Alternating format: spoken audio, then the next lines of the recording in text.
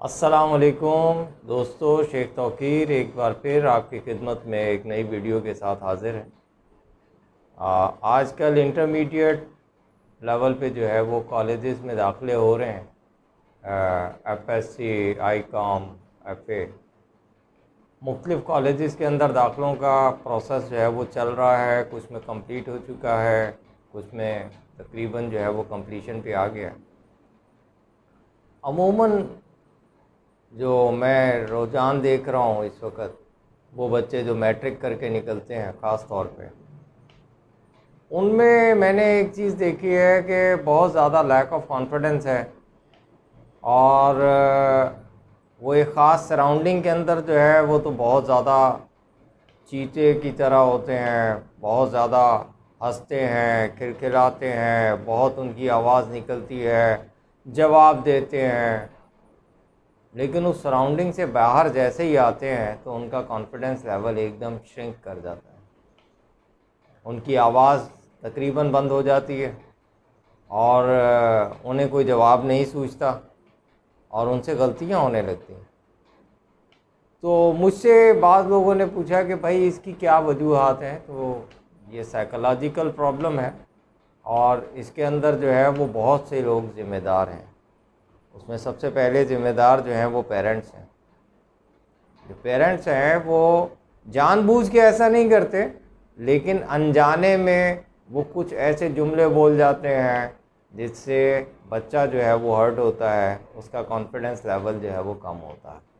मसलन किसी को काले होने पे, किसी को गोरे होने पे, किसी को मोटे होने पे, किसी को पतले होने पे, कोई लंबा है, कोई छोटा है, इस तरह उसको उसकी जो कमी है उसका एहसास, मैं समझता हूँ हमारे यहाँ ईस्टर्न कल्चर में बहुत सारी अच्छाइयाँ भी हैं, लेकिन चंद एक ऐसी खामियाँ भी हैं जिसकी वजह से जो है वो बच्चों में लैक ऑफ कॉन्फिडेंस जो है वो आता है। दूसरे नंबर पे जो है वो टीचर्स हैं।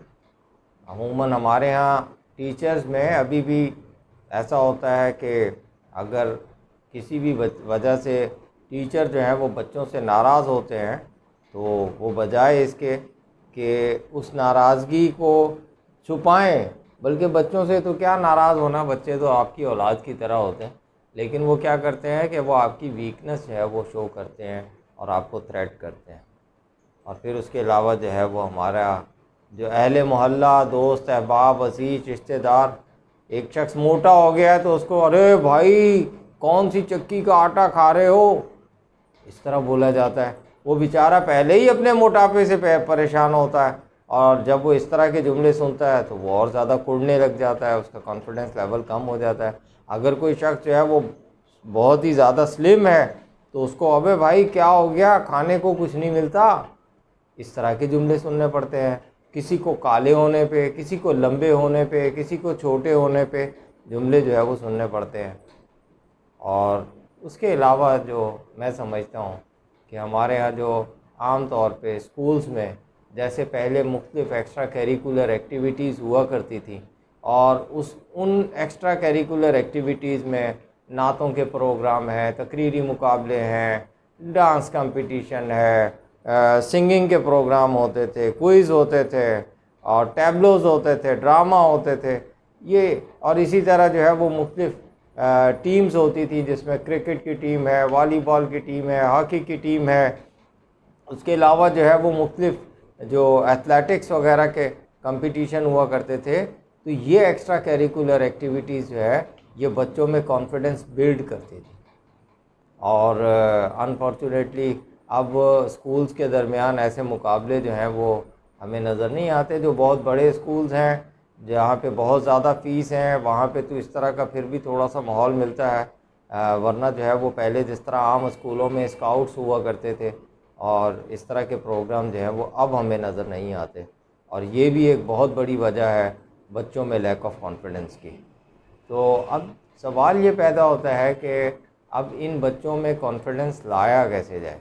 अच्छा, इसके अलावा एक और चीज़ जो मेरे जहन में आ रही है कि हम अपने बच्चों को कुछ करने नहीं देते। आम तौर पे हमारी जो घर में माएँ होती हैं, अगर जो है वो बाप कह दे कि भाई बेटा जाए और जाके ये काम करके आए तो वो बोलते हैं कुछ ऐसा हो जाए कि मेरे बेटे को ना जाना पड़े, बाहर सर्दी बहुत है या बाहर गर्मी बहुत है, या तो वो चाहती हैं कि बच्चा जो है वो टफ़ टाइम ना ले।